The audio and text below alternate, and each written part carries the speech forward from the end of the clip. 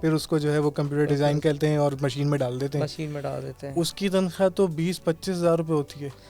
8 घंटे की नौकरी करे और 1 घंटा अपने सेल्फ के लिए निकाल दे पैसिव इनकम के लिए, वही बंदा काम कर रहा है, वो 1000 लोग उस डिज़ाइन को खरीद सकते हैं क्योंकि इंटरनेट आ गया है। हमारा माइंड सेट ये है कि हमें नौकरी दे दो, हाँ पैसे मिल जाए हमें, पैसे मिल जाए, तो उसको कैसे चेंज करें? तो वो एक फेयर होता है, स्टार्टिंग में खौफ होता है, वो वक्त के साथ साथ निकल जाएगा। आपने जैसे अभी तस्करा किया कि डिजिटल प्रोडक्ट जो है वो कॉपी भी हो जाती है। आप बोलते हो क्या ये जो मैंने बनाया है और कोई नहीं बना सकता दुनिया में, तो फिर आप उसको रजिस्टर्ड करा दें। तो बेसिकली इसके अंदर सिर्फ आपको इन्वेस्ट करना होता है या किसी से कम्युनिकेशन भी होती है? जो मेरे ख्याल से अगर स्मार्ट मोबाइल अगर कोई चला लेता है तो फिर उसको कोई मुश्किल नहीं है। अभी जो ग्राफिक डिज़ाइनर है वो कर सकता है या कोई सर्टेन स्किल्स भी चाहिए? जो कैनवा पे लोग काम कर रहे हैं और वो भी कर सकते हैं।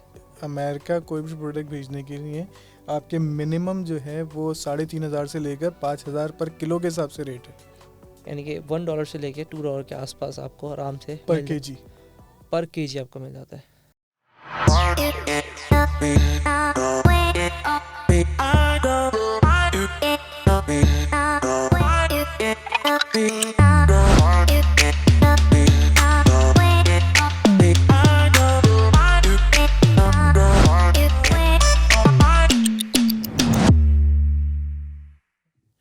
अस्सलाम वालेकुम, कैसे हैं आप लोग?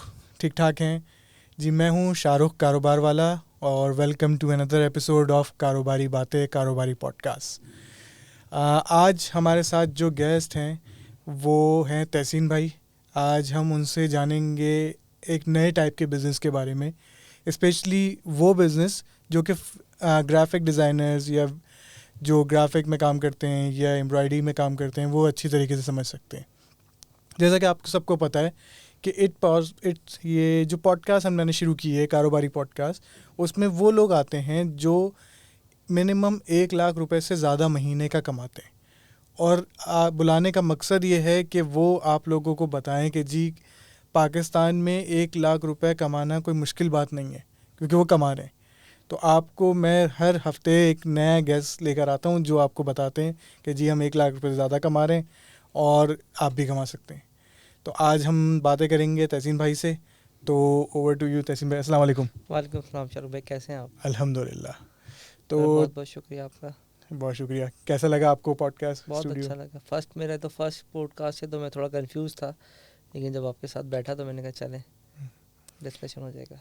तो पहले तो तहसीन भाई ज़रा ऑडियंस को बताइए कि तहसीन इस्लाम कौन है, क्या करते हैं? मैं इटसेल्फ एक डिज़ाइनर हूँ, एम्ब्रॉयडरी डिज़ाइनर्स। मैंने 2000 में शुरू किया था डिज़ाइनिंग, और उसके बाद मैंने अपनी वेबसाइट शुरू की थी 2006 में। या ज़्यादातर हम यूएस और अमेरिका कनाडा इस के अंदर ही बेचते हैं, और फिर उसके बाद हमने उसकी वेबसाइट को वर्ल्ड वाइड शुरू किया। 2006 से लेकर आज तक हम वही काम कर रहे हैं, और बहुत सारे लोग ग्राफिक डिज़ाइनिंग करते हैं। तो उसके बाद हमने एक और प्रोडक्शन ग्राफिक डिज़ाइनिंग स्टार्ट की।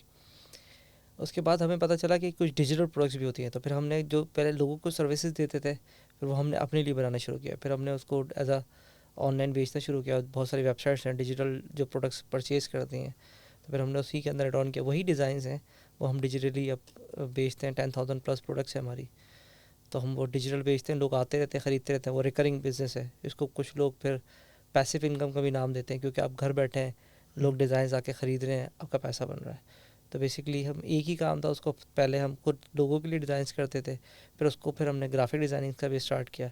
फिर वो आहिस्ता अपडेट होता चला गया। तो आज के टाइम पे उसको पैसिव इनकम कहते हैं। ये बेसिकली अगर पुरानी बात करें तो वो एक डिज़ाइनर ही है, और एक डिजिटल प्रोडक्ट भी कहते हैं इसको। इसके मल्टीपल नाम जो आज के दौर में इसका नाम है डिजिटल प्रोडक्ट कहते हैं। Digital product. अच्छा, वैसे जो मैंने एम्ब्रॉयडरी का सुना है, तो मैंने जो अपनी एक्सपीरियंस पे देखा है, मैंने बहुत सारी फैक्ट्रीज़ विज़िट की हैं, तो वहाँ पर एक बंदा होता है जो एम्ब्रॉयडरी डिज़ाइन बना रहा होता है, फिर उसको जो है वो कंप्यूटर डिज़ाइन करते हैं और मशीन में डाल देते हैं। उसकी तनख्वाह तो 20-25 हज़ार रुपये होती है। हाँ, बस वो सिर्फ थोड़ा सा अपने आप को अपडेट कर लें।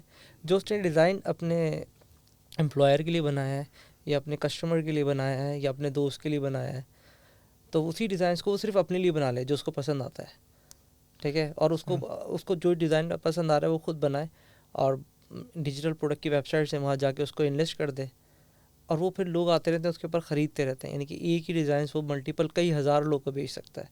सिर्फ साइंस चेंज है उसके पीछे, है वही कंप्यूटर, वही चीज़ें हैं। इसको डिजिटल प्रोडक्ट का नाम दे दिया है। फिर जो बहुत ज़्यादा इनकम की फॉर्मेशंस पे बात करते हैं तो ये पैसिव इनकम कहलाती है कि वो घर पे बैठा हुआ भी है। अगर किसी को डिज़ाइन चाहिए इंटरनेट के ऊपर अवेलेबल है, वो जाता है, ख़रीदता है, डाउनलोड कर लेता है और कई हज़ार लोग उसको ख़रीद सकते हैं। यानी कि वो एक डिज़ाइन जो एक बंदे के लिए काम कर रहा था, वही बंदा काम कर रहा है, वो 1000 लोग उस डिज़ाइन को खरीद सकते हैं क्योंकि इंटरनेट आ गया है। पहले तो इंटरनेट का दौर नहीं था, डिजिटल प्रोडक्ट का दौर नहीं था, और उसको फाइनेंस के लेवल पे आप कह रहे हो तो पैसिव इनकम। शुरू में आपने काम करा और वो बिक के चला जा रहा है और वो सारी ज़िंदगी बिकता रहेगा। कोई ऐसा नहीं है कि अब मैं आपके साथ बैठा हूँ, मेरी अपनी प्रोडक्ट्स हैं, वो बिकती रहती हैं ऑनलाइन।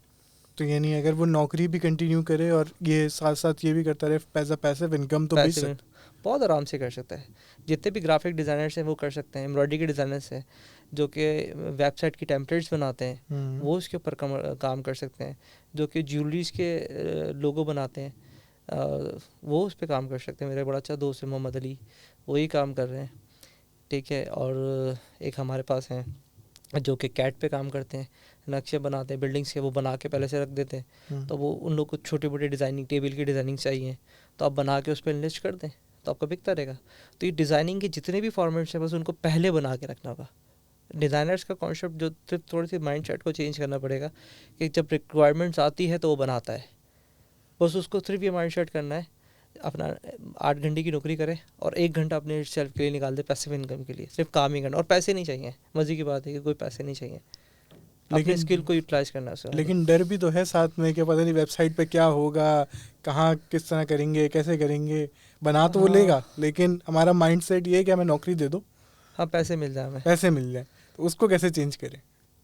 इस पे मैं सोच रहा हूँ कुछ कोर्स वगैरह स्टार्ट कर दें। अभी तक तो मैंने स्टार्ट नहीं किया। अभी 7 भाई से बात हुई है, रेहान वाला से बात हुई है, तो हम कोशिश कर रहा हूँ कि कोर्स इसका कोई डिज़ाइन कर दिया जाए कि उनका खौफ निकल जाए, उनकी मैं क्यूरीज़ को हल कर दूँ। तो आप लोग दुआ करें तो इंशाल्लाह फिर इस पर मैं काम कर दूंगा।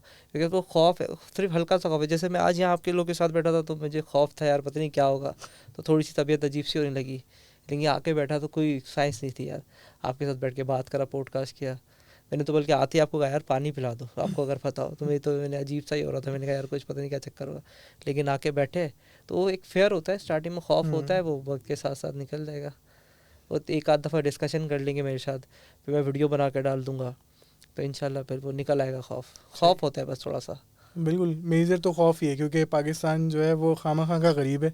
अगर ये खौफ निकल जाए तो खौफ है बस, पता नहीं कहाँ से वो फिर ये खौफ आएगा उनको आगे जाके कि यार मेरी प्रोडक्ट कोई कॉपी ना कर ले, क्योंकि डिजिटल प्रोडक्ट कॉपी होती है।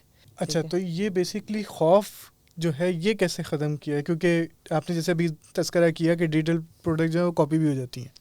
बिल्कुल हो जाती हैं, तो इसको तो हम नहीं रोक सकते ना। इसमें बहुत सारे, अगर आप बहुत क्रिएटिव माइंड है, आप बोलते हो कि ये जो मैंने बनाया है और कोई नहीं बना सकता दुनिया में, तो फिर आप उसको रजिस्टर्ड करा लें। उनकी यूएससी की कुछ अपनी वेबसाइट्स हैं, UPTO करके कुछ समथिंग, वो लिस्ट निकाल के शेयर कर देंगे। WIPO करके .com करके कुछ वेबसाइट्स हैं, वहाँ जाके आप रजिस्टर्ड करा लें। वरना कुछ सर्विस प्रोवाइडर्स होते हैं, वो फिर बहुत महंगा पड़ जाता है, $300-500 का पड़ जाता है। तो फिर ये कि फिर आपको कोई कॉपी नहीं कर सकता। It's just like a patent हो जाता है, वो हो जाता है। लेकिन फिर आपको अपने आप पे कॉन्फिडेंस होना चाहिए कि भाई ये यूनिक डिज़ाइन है। अब डिज्नी वाले उनका एक ही कार्टून होता है ना, वो कॉपी नहीं कर सकता कोई। फिर आप इस लेवल के बंदे हो, फिर आपके पास इतना कॉन्फिडेंस हो, आप मेक श्योर हो कि हाँ यार ये जो मैंने बनाया कोई और नहीं बना सकता और ये बहुत अच्छा कार्टून है, तो फिर आप उसको पेटेंट करा लें। पर हम लोग क्योंकि इतने क्रिएटिव है नहीं, हम कॉपी कैट कहते हैं। हम लोग कॉपी कैट है ना, जो बना रहा था उसी को थोड़ा सा चेंज कर देते हैं। कोई इनोवेशन नहीं है। कोई इनोवेशन वाला बंदा है तो वो आराम से फिर $300 की इन्वेस्टमेंट कर ले अपने आइडिया के ऊपर, फिर उसको कोई नहीं लेके जा सकता। सही। तो बेसिकली इसके अंदर सिर्फ आपको इन्वेस्ट करना होता है या किसी से कम्युनिकेशन भी होती है? नहीं, कोई कम्युनिकेशन नहीं है इतनी, क्योंकि वो डिज़ाइंस होता है। थोड़ा बहुत आपको थोड़ा सा फोटोशॉप पे आप खुद आता है, क्योंकि आप ग्राफिक डिज़ाइनर्स हो, तो फोटोशॉप आपको आ रहा होता है। तो तस्वीरों को अच्छा होनी चाहिए। मैं तो कहता हूँ बल्कि इंटरनेट पे बिकती ही तस्वीर है, क्योंकि उसको कोई फिजिकली तो कोई चेक ही नहीं कर सकते ना। तो तस्वीर जितनी अच्छी होगी, पिक्चर्स जितनी अच्छी होंगी आपकी, तो आपका वो बिकेगा, प्रोडक्ट्स बिकेगा। इंटरनेट पे तस्वीर बिकती है, ये मेरा एक अपना कॉन्सेप्ट है। आप देखिए ना, कोई भी चीज़ आप तस्वीर देखते हैं। सही है। क्या देखते हो आप? तस्वीर देखते हैं, पढ़ते बहुत बाद में। हाँ जी। मैंने कुछ एक आर्टिकल्स भी पढ़े थे कि वो उसका स्पैन जो होता है वो 8 सेकंड या 10 सेकंड का होता है। सबसे पहले वो देखेगा और स्किमिंग करेगा, एंड अगर उसको वर्ड भी पढ़ना होगा ना, पूरी लाइन में वो वर्ड पढ़ेगा जो उसको पढ़ा पहले ढूंढ रहा है, वो ढूंढने जो आया है। मिसाल के तौर पे कोई ढूंढने आया है एम्ब्रॉयडरी डिज़ाइंस, तो वो सबसे पहले तस्वीर देखेगा, हाँ तस्वीर उसकी रेलिवेंसी में आ गई, डिज़ाइन से एम्ब्रॉयडरी का है, अच्छा ग्राफिक का डिज़ाइन है, वो रेलिवेंसी पकड़ लेगा। जो अब हम डिज़ाइनर्स हैं तो हमारी आई पकड़ लेती है फ़ौरन कि ये मशीन पे चला हुआ है, मशीन पे नहीं चला। जिसका काम कहते हैं ना उसको पता होता है। जैसे अगर आप मिस्त्री को लेंगे तो दीवार दिख के आता है किस अनाड़ी ने बनाया यार, ये तो दीवार ही सीधी नहीं है। तो इस तरह से हमें पता चल जाता है कि ये एम्ब्रॉयडरी का डिज़ाइन है, ग्राफिक का डिज़ाइन है। और जैसे डिफरेंट मैकेनिक होते हैं, उनको पता चल जाता है यार ये तो तुम्हारी गाड़ी में ये मस्त है, देख के पता चल जाता है। तो वो सबसे पहले देखता है, फिर वो जाके पढ़ता है कि ये क्या लिखा हुआ है, उसको 8 सेकंड के अंदर दिखे। तो मैं ये कहता हूँ कि हम बिकती तस्वीरें हैं, तो मैं इस वजह से बोलता हूँ कि बिकती ही तस्वीरें हैं। सही। अच्छा, ये कोई भी जो ग्राफिक डिज़ाइनर है वो कर सकता है या कोई सर्टेन स्किल्स भी चाहिए इसके लिए? नहीं, कोई भी कर सकता है। मैं तो कहता हूँ बिगनर भी कर सकते हैं। अच्छा। जो कैनवा पे लोग काम कर रहे हैं और वो भी कर सकते हैं, कोई ऐसा मसला नहीं है। वो अगर अपना उनके पास सिर्फ अगर अपने लेटर्स बना दें, कोई एक छोटा मोटा डिज़ाइन बना दें, बिकने को कुछ भी बिक जाता है, हम कुछ नहीं कह सकते। वही 2-4 लाइनें मारी, थोड़ी बहुत क्रिएटिविटी की, कैनवा पे बनाया, रेडबबल पे अकाउंट बना लें, एटसी पे अकाउंट बना लें। सही। ये 2 वेबसाइट हो गई, यानी रेडबबल और काफ़ी एटसी। सारी है ये। हम इस पर अभी तक मैंने क्योंकि ऐसा कोई कोर्स डिज़ाइन नहीं किया, तो ये तो हमें ऐसे ही गेट टुगेदर आपने बुलाया, हम आ गए। इसके पीछे मेरी कोई वर्किंग नहीं है, मैं खुद बेच रहा हूँ। तो हम बहुत सारी इस पर बहुत सारी, अभी मैंने स्टडी करा था, अमेज़ॉन खुद इटसेल्फ आ गया है। अच्छा। हाँ, तो हम मैंने एक्सप्लोर नहीं किया, उसको एंट्री नहीं थी, तो उस पर भी बिक रही हैं अब डिजिटल प्रोडक्ट्स। ऐसा मसला नहीं है, आप उस पर भी बेच सकते हैं। और कोई नहीं है, कोई अपना नाम बेच दें, अपने शाहरुख लिख लें तो किसी को पसंद आएगा।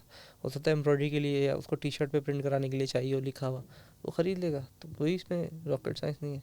सही। आप देखते होंगे वो लोगों को अपना नाम बहुत पसंद होता है, तो शाहरुख के नाम का लोगो बना के डाल दें, तहसीन इस्लाम के नाम का लोगो बना के डाल दें, तो बिक जाएगा, कोई ऐसा नहीं है। हाँ, बस ये होता है चैलेंज क्या, बस आपको कॉन्फिडेंस होना चाहिए, क्योंकि फ़ीस चार्ज करते हैं वो। आप अपनी वेबसाइट पे कर रहे हो तो फिर तो मसला ही नहीं ना, फिर तो फ्री है। आपने एक दफ़ा वेबसाइट बनवा ली, फिर तो आप उसमें प्रोडक्ट्स अपडेट करते रहें। तो कितना अमाउंट चार्ज करते हैं पर लिस्टिंग पे? ये लोग डिफरेंट होता है, इन लोग का हर परसेंटेज के हिसाब से चार्ज करते हैं। 10-15% चार्ज करते हैं सेल्स के ऊपर। सेल्स के ऊपर अगर बिकता है तो? हाँ, लेकिन पर लिस्टिंग पे भी चार्ज करते हैं। सही। बिकता है तो भी चार्ज करते हैं, और जब आप लिस्ट करते हो तब भी चार्ज करते हैं। तो बहुत ज़्यादा महंगा तो नहीं है कि जी लोग बोलेंगे जी इतना तो हम खर्च ही नहीं कर सकते? यार 40, अगर 20 सेंट भी चार्ज करते हो, 40 रुपये मेरे ख्याल से तो नॉट बैड। 40 रुपये चिंची का हमारा किराया ही चल रहा है अब तो यार। तो अगर वो तो देखिए, बस कॉन्फिडेंस चाहिए होता है कि हाँ यार बिकना चाहिए। मेरा भी किसी से तो कह रहा है यार 50 रुपये किराया लेते हैं चिंची वाले। मैंने कहा यार हमारा तो बहुत अमीर हो गया, अब 50 रुपये तो हम आने जाने के फेंक कर रहे हैं, क्योंकि पेट्रोल इतना महंगा है। सही बात है। अच्छा, ये तो हो गया आपका एम्ब्रॉयडरी और ग्राफिक डिज़ाइनर्स और इनके लिए। मैंने देखा है हमारे पास फोटोग्राफर्स जो हैं वो भी नौकरियां ढूंढ रहे हैं, क्योंकि वो हमारे यहाँ इतनी फील्ड हिट नहीं है। तो क्या वो तस्वीर खींच के कोई ऐसी सीनरी हाँ डेफिनेटली वो भी बिकती है? आपने अगर देखा हो गूगल के, आप अगर, मैं देखा था कि मैं भी एक LCD पे देख रहा था, उस पर लिखा हुआ था picture taken by this person, taken by this, तो गूगल खुद भी खरीदता है। अच्छा। इन लोग की अपनी भी सर्विसेज होती हैं, आप वहाँ पे भी जाके बेच सकते हैं वो। लेकिन इस डिजिटल प्रोडक्ट से थोड़ा डिफरेंट होता है, इनका एक अपना प्लेटफॉर्म है गूगल का। तो आपने अगर कोई यूनिक ली है तो आप उसको भी बेच सकते हैं वो आप। लेकिन उनकी कुछ वेबसाइट्स हैं, उनकी ऊपर वोटिंग्स होती हैं, फिर वो खुद चेक करते हैं, तो वो डाल सकते हैं, उसमें कोई मसला नहीं है। जैसे अगर आप वीडियो वाले की दे रहे हैं या तस्वीर वाले की, तो यूट्यूब पे वो वीडियो बना के डाल देते हैं, तो वो भी डिजिटल प्रोडक्ट ही है ना, लोग देखे जा रहे हैं, आपके पास रेवेन्यू है, ये भी डिजिटल में ही आता है। फ़ोटो भी डिजिटल में ही आता है। फ़ोटो में बहुत सारी वेबसाइट्स ऐसी हैं जिसके अंदर फ़ोटोज़ बिकती हैं, उस पर पैसा आपको मिलता रहता है। सही। वो एक कोर्स डिज़ाइन करना है, क्योंकि मैं बिन हमारा लाइव जा रहा सेशन, तो मैं नाम नहीं ले सकता वेबसाइट का, तो फिर बोलेंगे यार ये गलत नाम ले रहे हैं। तो ऐसी प्रोडक्ट्स हैं, ऐसी वेबसाइट्स हैं जिसके अंदर आप इमेजेस भेज सकते हैं। ये बहुत सारी वेबसाइट्स हैं। सही। ये तो बहुत है। आप अपनी तस्वीरें खींच के डालें उसके अंदर, लोग अगर यूज़ करेंगे तो आपको पैसा मिलेगा। फाइन। तो ये थोड़ा सा डिजिटल प्रोडक्ट्स जो हैं इसको एक्सप्लेन करते हैं, ये हैं क्या बेसिकली? यानी आपने सिर्फ ग्राफिक, वो अभी तक मुझे समझ में आया कि एम्ब्रॉयडरी करते हैं, आपको टी शर्ट डिज़ाइन करते हैं, तो और अगर इसको एलिब्रेट करें डिजिटल प्रोडक्ट्स को तो क्या चीज़ होगी? अब हम रहते ही डिजिटल वर्ल्ड में। अभी जो हमारा वर्ल्ड है, अभी जो लोग हमें देख रहे हैं, हमें फिजिकली तो नहीं देख रहे होंगे ना, पर आपने उसको सिर्फ थोड़ा सा अपने आप को सेल्फ एजुकेट करना है। डिजिटल है, डिज़ाइंस पहले ही बनते थे, पहले वो मशीनरी पे, वो पहले पेपर पे बनाता था, फिर उसके बाद वो कंप्यूटर पे चला गया। अब कंप्यूटर पे बेचना आना चाहिए आपको, सिर्फ इसमें ये एक साइंस है। आप डिजिटल ही सारी चीज़ें, मतलब सारे 80-90% सारा डिजिटल है। आप हर चीज़ मोबाइल के थ्रू कर रहे हो, बस आपको एक बेचने की टेक्निक मैं इसको कहता हूँ। सही। इसको सिर्फ बेचने की टेक्निक से, तो ये सारी चीज़ें डिजिटलाइज हो गई हैं। हम अब शॉपिंग भी डिजिटलाइज ही करते हैं तकरीबन। तो ये सब डिजिटल है। पर जो ग्राफिक डिज़ाइनर्स का एरिया जो मैंने अभी तक देखा है, कि कोई उसको एजुकेट नहीं कर रहा है, कोई उसको बता नहीं रहा है, और शायद उन्होंने खुद वर्किंग भी नहीं की है, क्योंकि वो ग्राफिक डिज़ाइनर तो उसका माइंडसेट बना होता है यार बस अभी नौकरी करो, पैसा आ जाए, और उसको इतना पैसा मिल रहा होता है, वो इनोवेशन की तरफ जाता ही नहीं है। क्योंकि ग्राफिक डिजाइनिंग में मैंने नोट किया है वो उस्ताद वाला कॉन्सेप्ट है ना, जो उस्ताद कर रहा है तो वो उससे शागिर्द ने भी वही करना है, वही ट्रक की बत्ती के पीछे चल रहे हैं सारे, वही चल रहा है। इनोवेटर्स कोई नहीं है नहीं इसमें, जैसे ये लोगों को आइडिया भी नहीं है, और किसी ने हमारे यहाँ कोई कोर्स भी नहीं चल रहा है, और कोई ऐसा सिस्टम भी नहीं है। अब मैं तो इस फील्ड में था तो एजुकेट होता रहा, मैंने आपको बताया था कि मैं MBA कर रहा था, तो फिर जब मुझे फिर चीज़ें मिली थी यार, इसको तो डिजिटल प्रोडक्ट कहते हैं, और ये पैसिव इनकम भी इसको कहते हैं। तो ये जो वर्ड्स मैंने निकाले, ये मैंने इंटरनेशनली जब पढ़ा तो वहाँ से निकाले। वर्ड सिर्फ अल्फाज का चेंज है, बाकी चीज़ वही है। सही। तो आपको क्या क्या मुश्किलात आई जब आपने ये अपना बिजनेस शुरू किया, तो कुछ स्टोरी ज़रा सुनाएं। हाँ यार, ये बड़ा मसला था। हम कॉपी कैट, मैंने जो अल्फाज यूज़ किया, मैंने भी डिज़ाइन उठाया, डिज्नी के उठाया डिज़ाइन, और बेचना शुरू कर दिए। तो डिज्नी ने आपको कोई स्ट्राइक किया? कुछ स्ट्राइक मारे, अकाउंट ब्लॉक हो गए। तो फिर बाद में समझ में आया कि यार ये प्रोसेस नहीं है, ये तरीक़ेकार गलत है। इंसान है ना, क्योंकि हमें लगता है भाई क्या है, भाई इसके बाप का थोड़ी है, हमारे यही होता है, तो हम उठा लेते हैं किसी का भी कोई डिज़ाइन और कॉपी कर लेते हैं। बाहर ऐसा नहीं है। हम तो यहाँ पे एप्पल का लोगो मैंने देखा किसी 5 रुपए के पेन पे भी लगा हुआ है, पेट्रोल की वो टैंक पे लगाते हैं बाहर, एप्पल का लोगो वो लगा हुआ होता है। तो मैंने कहा यार ये साले ऐसे घूम रहे हैं यार लगा के। और जब से मुझे स्ट्राइक पड़ी है, नुकसान उठाया मैंने थोड़ा बहुत, क्योंकि अकाउंट्स आपके बंद हो जाते हैं, आपकी चीज़ें बंद हो जाती हैं। तो मैंने बोला यार ये तो बहुत ख़तरनाक चीज़ है यार। तो फिर उसको जाके फिर मैंने सेल्फ एजुकेट किया, कोर्सेज मैंने देखा कि भाई कैसे उसको चेक करना है। वो प्रॉपर प्रोसेस है। आप कोई भी डिज़ाइंस बना रहे हैं, कोई भी इनोवेशन, पहले आप उसको जाके चेक कर लें। ऑनलाइन इनकी वेबसाइट्स हैं, तो काफ़ी लोगों को नहीं पता कि हम, तो आप जैसे बहुत आसान भी, गूगल इमेजेस पर डाल के आप उसको चेक, मैं कोई साइंस नहीं है, गूगल इमेजेस पे गए, आपने कोई डिज़ाइन बनाया, वहाँ डाल के चेक कर लें, सिमिलरिटी तो नहीं हो रहा, गूगल इमेजेस भी आपको बता देता है, तो फिर आप उसको इन्वेस्ट कर लें। सही। आपका 80-30% कोई सिमिलर, कोई कलर कॉम्बिनेशन, कोई फॉन्ट मिक्स तो नहीं हो रहा। क्योंकि जब हम देखते हैं, होता है क्या है, हमारे सबकॉन्शियस माइंड में जो हम देख रहे होते हैं वही बना देते हैं, तो कहीं ना कहीं से कॉपी हो रहा होता है। इनोवेटिव तो है नहीं ना, इनोवेटिव आइडियाज़ हैं कुछ, ऐसा नहीं है कि नहीं है, मैं नहीं हूँ, लेकिन तो हम कॉपी कैट है, तो उसको जाके वहाँ से चेक कर लें। वरना इनकी अपनी वेबसाइट्स हैं, आप उस पर डालें, वो मल्टीपल लोकेशंस पे जाएगा सारे ब्रांड्स के ऊपर। ये हम कोर्स में भी इसको, मेरा प्लान है कि हम उसको डाल दें उसके अंदर। तो आपकी जो पहली अर्निंग आई थी वो क्या सिनेरियो था, यानी क्या हुआ था? मैंने एज अ डिज़ाइनर था, मैंने अपनी वेबसाइट बनाई थी www.digitme.com के नाम से। उस पर हमें नहीं पता था कैसे मार्केटिंग करना है, उस पर कोई कोर्स नहीं होता था 2006 में।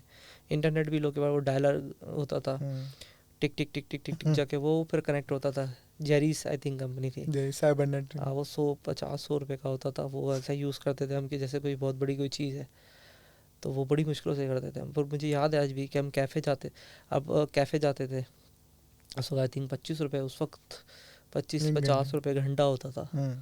अब वो शौक़ था। अच्छा, हुआ ये था कि ईमेल्स का किसी ने बताया था कि ईमेल मार दें उनको तो वो आपसे कांटेक्ट कर लेते हैं। और एक उस वक्त इस तरह की हाइप खड़ी हुई थी 2006 के अंदर कि यार इंडिया वाले जो है ना वो अमेरिका में काम कर सकते हैं ऑनलाइन। अभी जैसे ई कॉमर्स का बूम लगा हुआ है, अमेज़ॉन का बूम, उस वक्त होता था कि वो घर बैठे काम कर सकते हैं। घर बैठे का अल्फाज भी शायद आई थिंक अभी का है, इंटरनेट पे काम कर सकते हैं, कुछ इस तरह का था। कुछ एग्जैक्ट वर्ड्स तो मुझे इस वक्त याद नहीं। तो हमने कहा यार क्या है। अब वो हमारे किसी दोस्तों के साथ बैठा कज़न में, एक जिस कंपनी में मैं काम करता था तो उसमें भी ये था कि वो डिज़ाइंस, उनका एक ऑफिस यूएस में था, एक यहाँ था, तो वो एक वहाँ बैठता था, तो ईमेल के थ्रू आ रहा जा रहा था। तो थोड़ा सा समझ में आ गया था यार ये सारा काम चल तो ईमेल के थ्रू हो रहा है। तो समझ में आ गया था कि ईमेल की कोई साइंस है। तो हमने भी लोगों की वेबसाइट उठा के, गूगल उस वक्त था, तो हमने उठाया, उसको ईमेल्स मारना शुरू कर दी। अच्छा, किसी ने हमें डिज़ाइन भेज भी दिया। अच्छा, हमने कहा यार ये तो सही है, बनाया। अच्छा, डिज़ाइनिंग आती थी, 2006 में शुरू किया था, बना के हमने उनको भेज दिया। पैसे कैसे लें, अब ये सवाल खड़ा हो गया 2006 में। अरे पैसे कैसे लें। फिर मामू को कांटेक्ट किया हमने, 2-4 लोगों से बोला यार वो पेपल की कोई आईडी होती है, तुम उससे मंगवा लो। हमने वो आईडी उसको भेज दी, हमने कहा यार भेज देगा। तो फिर उनसे पूछा भाई पैसे आ गए, कह रहे हाँ पैसे आ गए। मैंने कहा यार ये तो कुछ सही काम हो गया है। तो इस तरह से फिर पैसे आना शुरू हो गए। उस वक्त भी मेरे डिज़ाइन पर $25 $50 के आसपास बिकता था एक डिज़ाइन। अब तो बहुत ज़्यादा कंपटीशन है, और $300 तक के डिज़ाइन बिका करते थे उस वक्त। तो फिर हमने ईमेल्स बांटना शुरू करी। फिर कुछ कॉल, उसी वक्त कॉल सेंटर का कॉन्सेप्ट आया था 2006 के अंदर ही। तो हमें पता चला कि कॉल सेंटर, फिर हमने एक लड़का उठा लिया। मैंने दोस्त को बोला यार कॉल पे बात करके देखते हैं। अच्छा, जिसका मुझे थोड़ा सा इंस्पिरेशन अपनी कंपनी से मिलती थी, क्योंकि उन्होंने वहाँ एक बंदा रखा था कॉलिंग का, क्योंकि वो बोलते थे हम यूएस में बैठे हैं 2006 के अंदर, लेकिन वो यूएस में नहीं होते थे, कॉल्स यहाँ आती थी। वो एकदम से वो हमारे साथ बात करते बोलता था hi I am Mike here, how can I help you. मैंने बोला अभी ये तो साला तो माइक तो नहीं है, ये तो हमारे साथ का कोई बिलाल या अदनान टाइप का कोई बंदा है, और ये थोड़ी देर में माइक बन जाता है। मैंने कहा ये सही साइंस खेल रहा है यार। तो देखिए यार, फिर थोड़े दिनों के अंदर कोई जेमिका, जर्सी और इस तरह के नाम वाली फीमेल्स भी आना शुरू हो गई हैं। मैंने कहा ये हो क्या रहा है, ये होती तो शाइस्ता है, गेम क्या चल रहा है, ये शाइस्ता होती है और सना होती है, ये सारा बन जाती है थोड़ी सी देर के अंदर। और वो शाइस्ता होती है, वो वहाँ की कोई अमेरिका का नाम यूज़ मारते हैं, और थोड़ी सी देर के अंदर वो शाइस्ता से अंदर को कोई मतलब समझ लें एंजेलिना जूली बन जाती है। मैंने कहा यार ये तो सही जा रहा है भाई सारा। तो आइडिया वहाँ से उसने बेसिकली गेट कर लिया था। तो फिर हमने भी एक यहाँ पर कोई बिलाल अदनान टाइम का नाम का बंदा पकड़ा, उसको हमने बोला भाई तू टॉम क्रूज़ है भाई, फेमस नाम था उस वक्त का। मैंने कहा तू टॉम क्रूज़ बन जा, चल भाई। बोलता था चलो मैं टॉम क्रूज़ बन जाता हूँ। तो फिर कॉल पे उनसे कम्युनिकेट करता था, फिर एजुकेट थोड़ी थोड़ी आता रहा, और फिर हम इस तरह से हमारा प्रोसेस में चलता रहा। ये 4-5 साल तक इस तरह से। फिर रेवेन्यू, क्योंकि फंड का बहुत बड़ा मसला होता था, लैपटॉप भी नहीं होते थे, चीज़ें भी नहीं होती थी। फिर पैसा आता रहा, चीज़ें सेट करते रहे। फिर डिज़ाइनिंग का काम था, तो फिर लड़के हायर करे, फिर उनको सिखाते रहे। इस तरह से फिर ये रेवेन्यू बना। कॉल सेंटर आपका किसी कैंपेन पे काम करता था, यही डिज़ाइनिंग के लिए कॉल करता था? कॉल सेंटर का अल्फाज तो अभी आया ना, ये तो अभी का वर्ड है। वो तो कस्टमर सपोर्ट के भी अल्फाज समझ लें। वो बेसिकली उस वक्त तो ये एक सिनेरियो बिल्डअप हुआ था, उस वक्त इस चीज़ का कोई नाम नहीं था।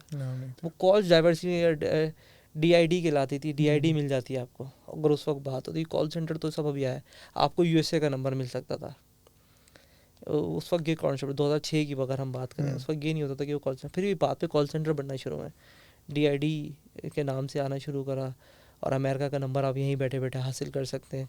फिर स्काइप आया, फिर 1-2 कंपनीज आई, फिर तो कॉल सेंटर का नाम, तो हमने भी बस ऐसे ही बंदा रख लिया था। फिर उसके साथ 2 बंदे रख लिए, फिर उसका एक कॉल सेंटर का नाम पड़ गया कि वो फिर वो बकायदा भी ये कॉल सेंटर है हमारा। तो मेरे कोई कॉल सेंटर नहीं था, बस ऐसे ही आ गया था। एक ही रूम में बैठते थे, एक ही साथ बैठे हुए, उतना कोई पैसे भी नहीं होते थे कि कोई बड़ा सा ऑफिस खरीद, बल्कि हमारे घर का ड्राइंग रूम ही होता था, मुझे अभी भी याद है। और हम रेंट पे रहते थे, और उसके ऊपर ड्राइंग रूम के अंदर उसी में एक डिज़ाइनर रख लिया, उसी में हमने वो रख लिया। फिर मेरा भाई भी साथ होता था, तो फिर हम लोग खुद ही दिन में हम लोग इस तरह से काम करते थे, क्योंकि उनका रात में काम होता था दिन में। तो मैं मार्केटिंग के एरिया को देख लेता था, और फिर भाई जो है वो फिर डिज़ाइनिंग एरिया को देख लेता था। इस तरह से फिर हम चलते थे। सही। तो अब तक आपके कितने डिजिटल प्रोडक्ट होंगे आपके बनाए हुए? मेरी 10,000 प्लस। 10,000 प्लस? हाँ, मेरी अपनी वेबसाइट पे सारे लाइव हैं। क्या बात। और जो है एक दिन में नहीं बने, हाँ डेफिनेटली 5 ईयर से साल हो गए, बड़े आपने पूरी टीम लगाई, बहुत सारे लोगों ने इस पर काम किया हुआ है। कोई तकरीबन अगर आप करने 50-100 लोगों ने इस पर काम किया हुआ है, क्योंकि पूरी एक डिज़ाइंस बनता है, फिर उसकी फाइल्स बनती हैं, उसके फॉर्मेट्स बनते हैं, फिर हमारी डिजिटल मार्केटिंग की टीम है उस पर वो काम करती है, फिर ये वेबसाइट पे जाके अपलोड होते हैं। एक दिन में आप 1 डिज़ाइंस बना सकते हैं, 2 बना सकते हैं, मैक्सिमम 5 बना सकते हैं। फिर उनकी फाइलिंग ही होनी है, फिर फाइल्स बनता था, एक बंदा पूरे दिन फाइल बना रहा है उसकी, फिर एक बंदा इंटरनेट पे अपलोड। इंटरनेट इतने अच्छे नहीं होते थे 2016 में 17 में, जब हम लोग वो सारा इंटरनेट ही मार जाता था। और तो मछली पता नहीं कौन सी, वो हमारे मुल्क की फाइबर काट के जाती है, बाकी कुछ नहीं काटी जाती है। तो वो बड़े मसले हैं हमारे साथ। वो हर थोड़े दिनों बाद इंटरनेट, बंदा भी है तो इंटरनेट नहीं है, नहीं तो फिर लाइट नहीं है। तो ये फिर या तो फिर वो आपको पता है कि हालात थोड़े से आगे पीछे हो तो बंदे ने छुट्टी मार लेनी है। तो बहुत लंबी जर्नी होती है, कि दिन में नहीं कि 10,000 वो काउंट आप 10,000 का करते हैं, नहीं, वो बहुत स्लो ग्रेजुअली। एक प्रोडक्ट आप अगर शुरू करते हो तो 1 आध हफ्ता आपका एक प्रोडक्ट खा जाती है। अगर फिर आप टीम बनाते हैं, 2-3 लोग होते हैं कि भाई एक डिज़ाइंस बना रहा है, एक फ़ाइल बना रहा है, एक अपलोड कर रहा है, फिर एक उसकी कंटेंट लिख रहा है, फिर एक उसको पब्लिश कर रहा है, फिर एक बंदा क्यूरी, तो 4-5 लोगों की टीम बनती है। तो फिर जाके आप इतनी क्वांटिटी में 10,000 की क्वांटिटी पे जा सकते हैं। अदरवाइज़ आप इंडिविजुअली काम करेंगे तो फिर आपको बहुत टाइम लग जाएगा, यानी कि आप महीने में 1-2 डिज़ाइन ही डाल पाएंगे। लेकिन ठीक है, अगर $6 $7 $10 भी उसको महीने के मिल रहे हैं, 3 महीने का हिसाब कर ले, 6 महीने का कर लें, या अगर आउटसोर्स कर सकते हैं तो थोड़ा बहुत आउटसोर्स करके तो तकरीबन 30-40 डिज़ाइन डालें तो फिर उसका अच्छा रेवेन्यू बन सकता है। तो आपको अभी क्या लगता है कि ये डिजिटल प्रोडक्ट का बिजनेस जो है उस कौन से स्टेज पे, यानी बूम पे है, कोई स्टेगनेंट हो गया है, कोई अभी मेरे ख्याल से अवेयरनेस के है, अभी लोग को अवेयरनेस नहीं है, आइडिया ही नहीं है। तो इसका मतलब तो अभी बहुत पोटेंशियल है इस बिजनेस में। बहुत ज़्यादा पोटेंशियल है, फीमेल्स के ऊपर बहुत पोटेंशियल है, घर पे बहुत क्रिएटिव काम करके अपना आराम से कर सकती हैं। लड़के तो बहुत सारे होते ही होते हैं, ठीक है ना, उनको बहुत सारे ग्राफिक डिज़ाइनर थे। मैं तो खुद शायद मुझे इसलिए बहुत ज़्यादा इसलिए लगता है कि मैं इसी इंडस्ट्री में हूँ, तो वो घर पे बैठे हुए फारिग थोड़ा सा काम कर लें और बना के उसको लिस्ट कर, थोड़ा सा बस सिस्टम पकड़ना समझना पड़ेगा। डेफिनेटली बात है, हम दुकान खोलते हैं तो हमें दुकान की भी सारी चीज़ें समझनी पड़ती हैं, तो उनको थोड़ा समझना पड़ेगा, सीखना पड़ेगा। और यूट्यूब पे चले जाएं, अब तो यूट्यूब पे आप करें how to sell the digital product, वो आपको कोई ना कोई गोरा मिल जाएगा या उर्दू में कोई बता रहा बंदा मिल जाएगा, तो आपको एजुकेट कर देगा। अच्छा, आपको क्या लगता है कि एक डिजिटल प्रोडक्ट को आगे जाके NFTs रिप्लेस कर देंगे या अलग डोमेन है दोनों? नहीं, डिफरेंट नहीं है, सेम ही डोमेन है। सही। थोड़ा बहुत NFT का और इसका सिमिलरिटी है, लेकिन उसमें मेरे ख्याल से मुझे ऐसा लगता है कि हम इसमें थोड़ी सी जुगाड़ हो जाती है ना डिजिटल प्रोडक्ट में, यहाँ से उठाया, यहाँ से उठाया, यहाँ से उठाया, क्योंकि डिजिटल प्रोडक्ट आपको इतना वो टफ टाइम नहीं देती, क्योंकि वो मल्टीपल टाइम पे कॉपी देते। लेकिन NFT पे आप जाएंगे तो फिर आपको थोड़ा टफ टाइम दे सकता है, क्योंकि उस पर कॉपी में रुक जाता है। अब जैसे अब यहाँ पर भी आप कोई चीज़ होगा तो आपके पास एडिटिंग का चांस है, कोई इमेज उठाएंगे आप इंटरनेट से उठा के लगा सकते हैं, कोई वर्ड उठा के लगा सकते हैं, कोई फ्रीज उठा के लगा सकते हैं, जुगाड़ हो जाती है उसमें, जुगाड़ का आसरा कम है। वहाँ पे जो इनोवेटिव्स हैं, जिसको मैंने कहा था कि वो ज़्यादा जाए, जो बिल्कुल कोई और दिमाग उनका एक यूनिक दिमाग है, उनको पता, उनके पास खुद कॉन्फिडेंस हो और उनको पता हो कि हाँ यार ये मैं जो बना रहा हूँ वो कोई और नहीं बना सकता, तो फिर उनके लिए बहुत अच्छा है। सेम ही थिंग है, बस समझ लें कि एक हो गया है कि एक हाई लेवल का बंदा, एक हम तो सिर्फ कॉपी कैट है ना, तो वो हाई लेवल का बंदा है जिसको पता है कि यार मैं जो बना रहा हूँ वो कोई और नहीं कर सकता। वो बड़े, जैसे अगर बड़ी बड़ी ऑर्गेनाइजेशंस होती हैं वो इनोवेटर हायर करती हैं, तो उन लोगों के लिए ज़्यादा बेहतर होता है, रिप्लेस नहीं कर पाएगा वो इतने। हमारे इंटरनेशनल लेवल पे तो शायद कर दे, हमारे कंट्री में तो अभी इतना सिस्टम और इतनी डिजिटल प्रोडक्ट ही समझ नहीं पा रहे लोग, तो वो समझने में टाइम लगेगा थोड़ा सा। सही। तो व्हाट नेक्स्ट, यानी डिजिटल प्रोडक्ट में आपकी मार्केट बन गई, बिजनेस चल रहा है, अब आगे?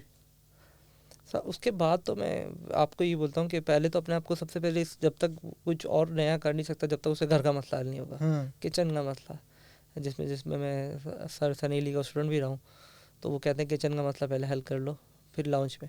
फिर मैं उनको रिकमेंड करता हूँ कि फिर वो अमेज़ॉन वाली साइड पे चले जाएँ, फिर फिजिकल प्रोडक्ट्स पे चले जाएँ, वो ज़्यादा लॉन्ग टर्म और ज़्यादा उससे बेहतर है। यानी कि डिजिटल प्रोडक्ट में होता है कि कॉपी हो जाती हैं, इसको हम नहीं रोक सकते। तो ये अमेज़ॉन क्या चीज़ करता है?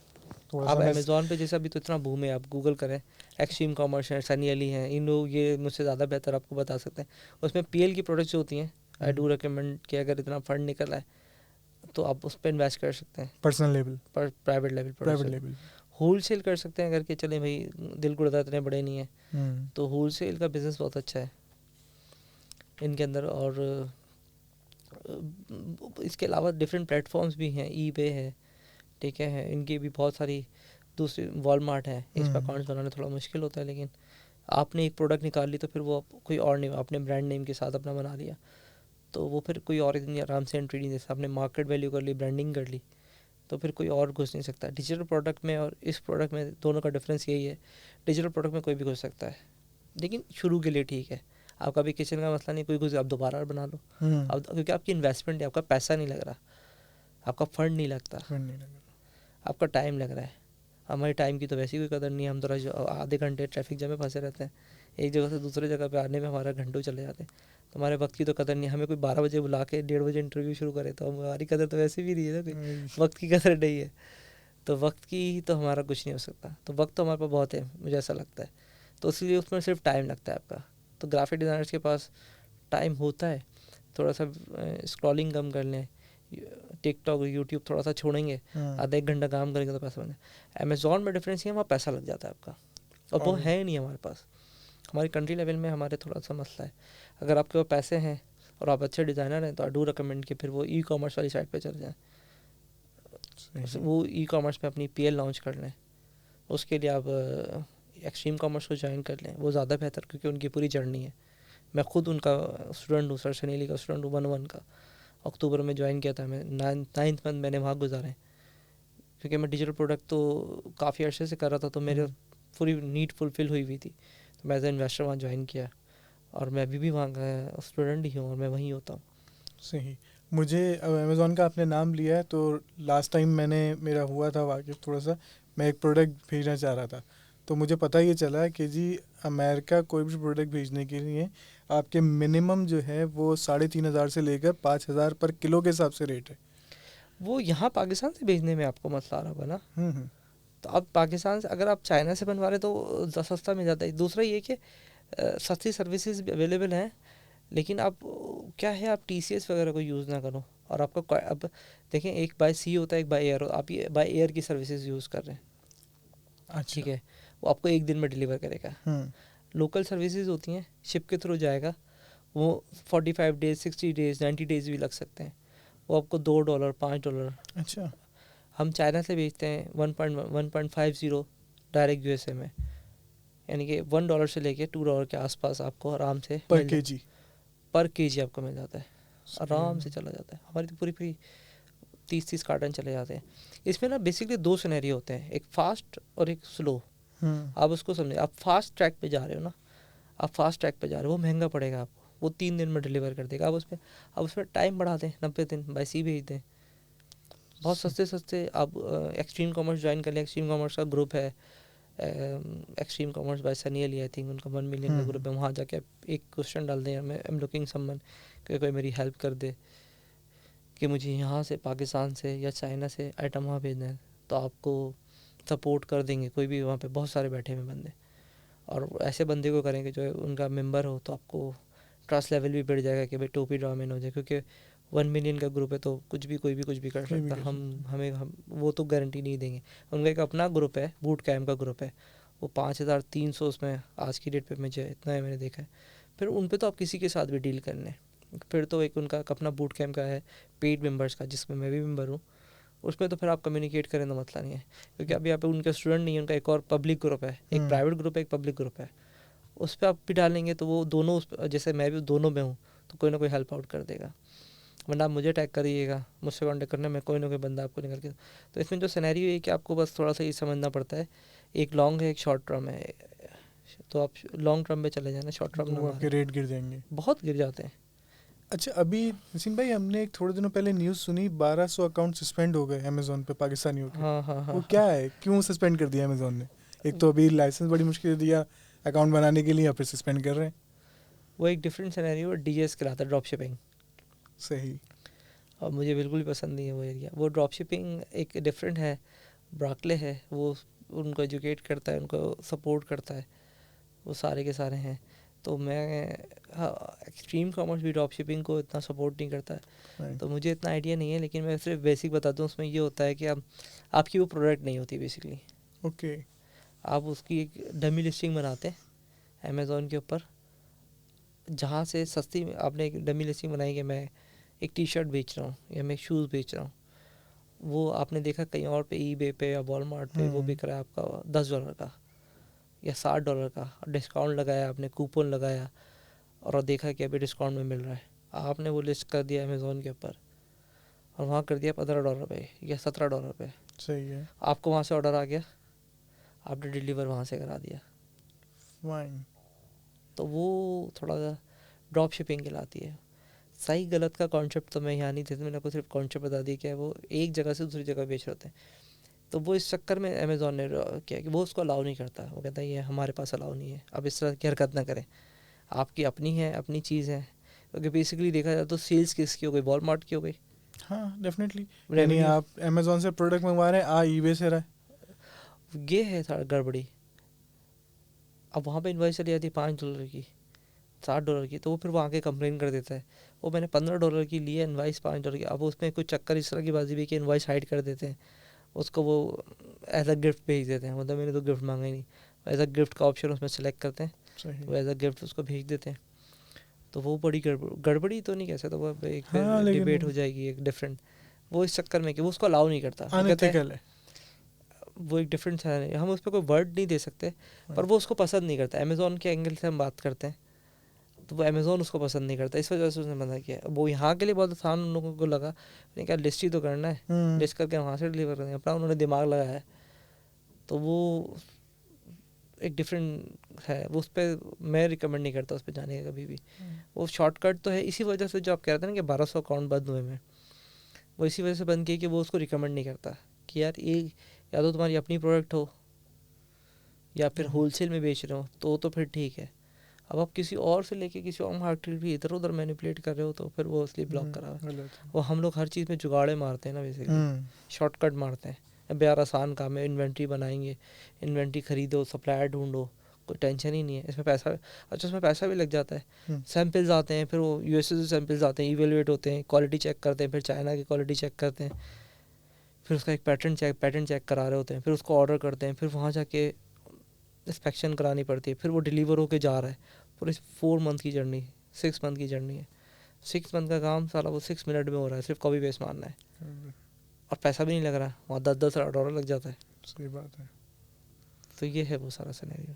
अब हमारे पाकिस्तानियों को क्या मशवरा देना चाहेंगे कि जो घर पे बैठे हुए हैं, कुछ ग्राफिक डिज़ाइनिंग भी आती है, वो क्या शुरू करें? यानी कि अपनी किचन मनी तो पहले बनाना शुरू करें एटलीस्ट, कि वो उनके पास क्या एक्शन प्लान होना चाहिए? मैं डिस्कस कर रहा हूँ कि एक कोर्स हम इसका डिज़ाइन करें कि कुछ इस तरह से हो जाए। मेरी भी रिहान भाई से बात करी, क्योंकि इतना आसान नहीं है फ़िलहाल। तो वो ये कर सकते हैं कि यूट्यूब पे जाएं और वो ये कर सकते हैं कि how to sell digital product. बाकी ये कि आप अगर वोट मेरी वीडियो देखने का वोट करेंगे अब शाहरुख भाई के उस पर, तो आप अपना फीडबैक दे दें कि भाई मैं उनको कोर्स डिज़ाइन करके दे दूँ, तो मैं कोर्स डिज़ाइन करेंगे। वरना थोड़ा सा टेक्निकलिटी तो है, आपको थोड़ा सा सीखना पड़ेगा, थोड़ा टाइम निकालना पड़ेगा।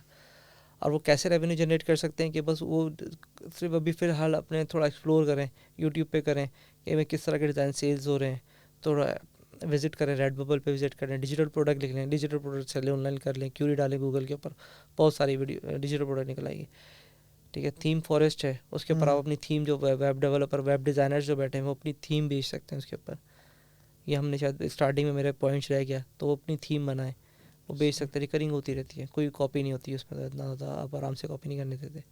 तो थोड़ा एक्सप्लोर करना पड़ेगा, थोड़ी सी सेल्फ एजुकेट करना पड़ेगा। इसमें सबसे अच्छी चीज़ जो मुझे लगी, क्योंकि हमारे यहाँ कम्युनिकेशन मैं समझता हूँ कि बहुत बड़ा एक कंस्ट्रेंट है पाकिस्तानियों को, किसी गोरे से बात करना, उसका कल्चर समझना।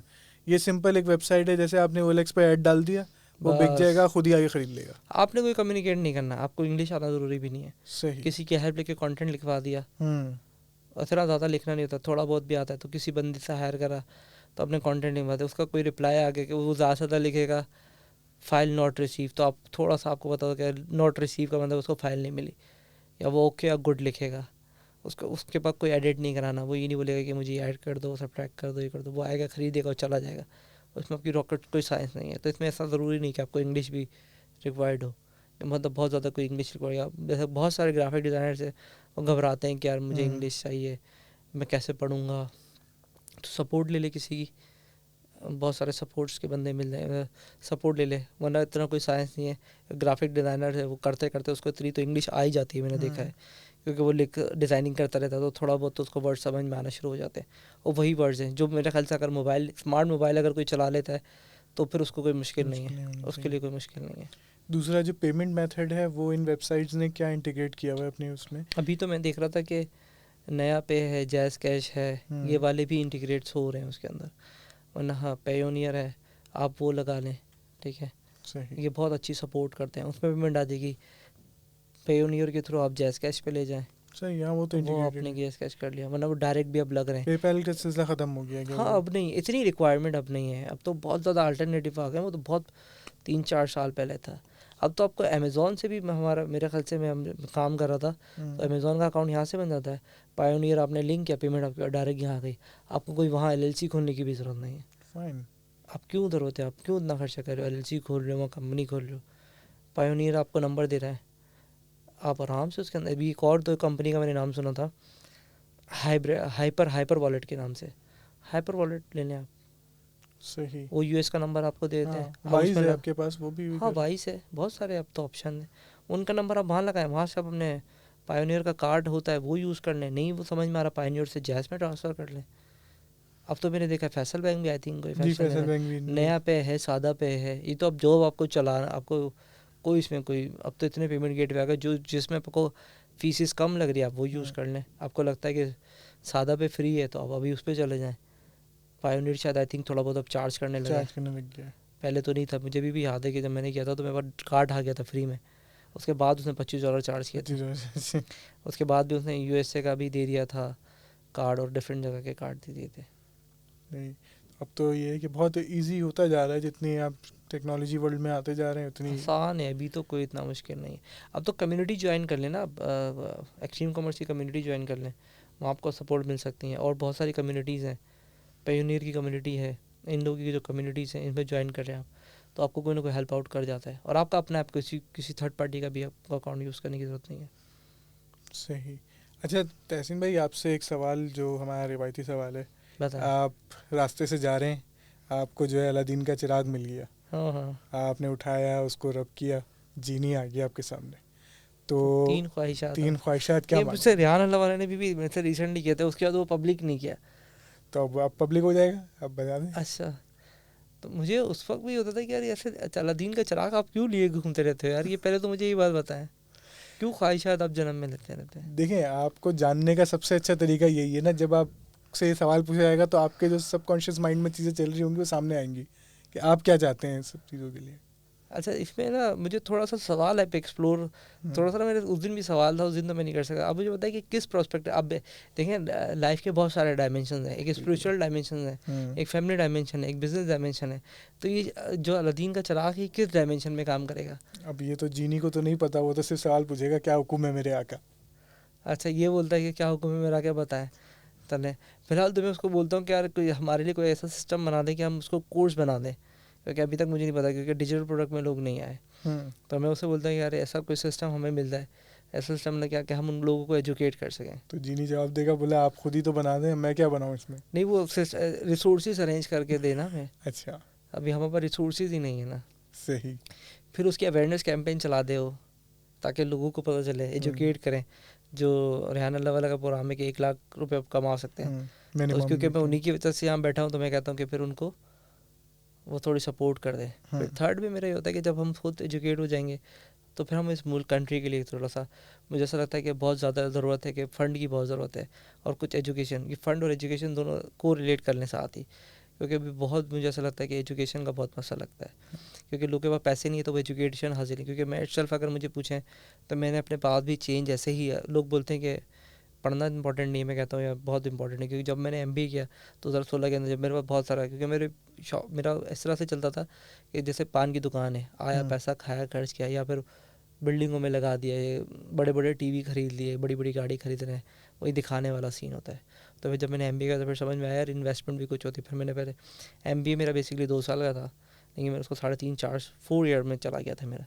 पहले मैंने उसको फाइनेंस में किया, सही, ठीक है। मैंने बोला यार अब मेरा सारा फाइनेंस सेट हो गया, मेरे को पहले आप देखोगे तो कोई रिकॉर्ड नहीं मिलेगा। वो 2016 से पहले मैं तकरीबन कंपनी चलाते हुए आज मुझे 17-18 साल, 16 साल 17 साल हो गए, लेकिन कोई रिकॉर्ड नहीं। लेकिन 2006 के बाद को एक एक का रिकॉर्ड, एक एक का लेजर मेंटेन है, वो मैंने फिर वहाँ से सीखा कि यार अच्छा ये चीज़ होती है। फिर हमने लाइव कराची स्टॉक एक्सचेंज में काम किया, मैंने US के स्टॉक एक्सचेंज में काम किया, क्योंकि MBA में हमें पढ़ाया जा रहा था कि आप इसके लेजर्स ऐसे पढ़े ऐसे पढ़े। जब वो पूरा पढ़ के फिर वापस आया तो फिर मैंने फिर मैनेजमेंट में किया। फिर मैंने वहाँ से CRM सीखा, ERP सीखा, क्लाइंट पूरी हमने प्रोसेस डिफ़ाइन करना सीखे। फिर मैं मार्केटिंग में गया, तो फिर मैंने पूरी मार्केटिंग सीखी। डिजिटल मार्केटिंग तो उसमें इतना ज़्यादा नहीं होता, लेकिन मार्केटिंग का वे डिफरेंट होता है, वही वो डिजिटल में आ गया कि आपने ब्रांड्स कैसे बनाना है, लॉयल्टी कैसे बनानी है, अपने आपको एक्सप्लोर। शायद मैंने वहाँ से पढ़ा था तो मैं आज यहाँ बैठा हूँ, तो मुझे पता था कि यार अपने आप को मार्केट कैसे करना है, अपने ब्रांड को मार्केट कैसे करना है, तो वो फिर वहाँ से निकला। तो एजुकेशन, फिर मैं जो अपना थर्ड वाला पॉइंट था जो मैं अपनी पूरी लाइफ साइकिल बताया, तो एजुकेशन से फिर मुझे ऐसा लगता है काफ़ी बड़ा चेंज आ सकता है, क्योंकि उनके सबकॉन्शियस माइंड में चीज़ें डिलीवर होगी और चीज़ें जाएंगी तो फिर वो कुछ नया कर सकते हैं, अदरवाइज वो कुछ नया नहीं कर सकते। वो उसी साइकिल में घुसे रहेंगे, सुबह काम पे जाएंगे, उसी पे ज़िंदगी चलती रहेगी। तो मैं जिनसे 3 रिक्वेस्ट करूँगा, ये वाली एक रिक्वेस्ट तो ये होगा कि हमारे लिए कोई सिस्टम अरेंज कर दें, सेकंड अवेयरनेस प्रोग्राम कर दें, क्योंकि अवेयरनेस के बगैर, इंस्पिरेशन के बगैर वो नहीं करेगा। और तीसरा है कि फिर सिर्फ यही वाली नॉलेज नहीं है, फिर बहुत बड़ी दुनिया है, डेटा साइंस आ गई है और फिर AI टेक्नोलॉजी आ गई है, तो फिर वो उस पर एजुकेट हो, पढ़ें और फिर मुल्क के लिए कुछ करें, क्योंकि मुल्क को बहुत ज़्यादा नीड है अभी अच्छे लोगों की। बिल्कुल ऐसा ही है।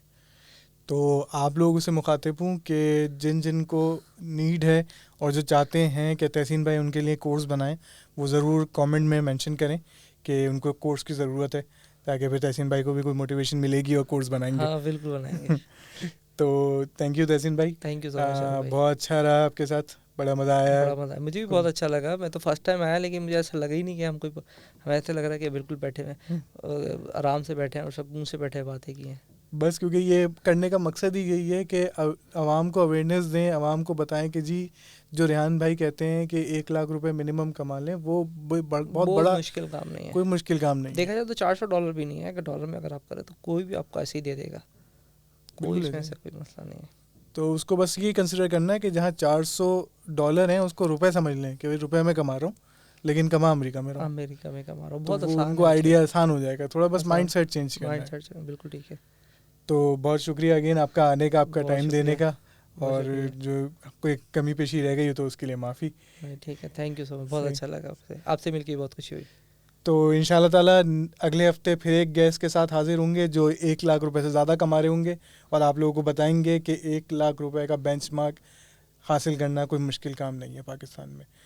तो बस इसी के साथ इख्तिताम करते हैं अपने पॉडकास्ट का। आपका देखने का बहुत शुक्रिया। अल्लाह हाफ़िज़।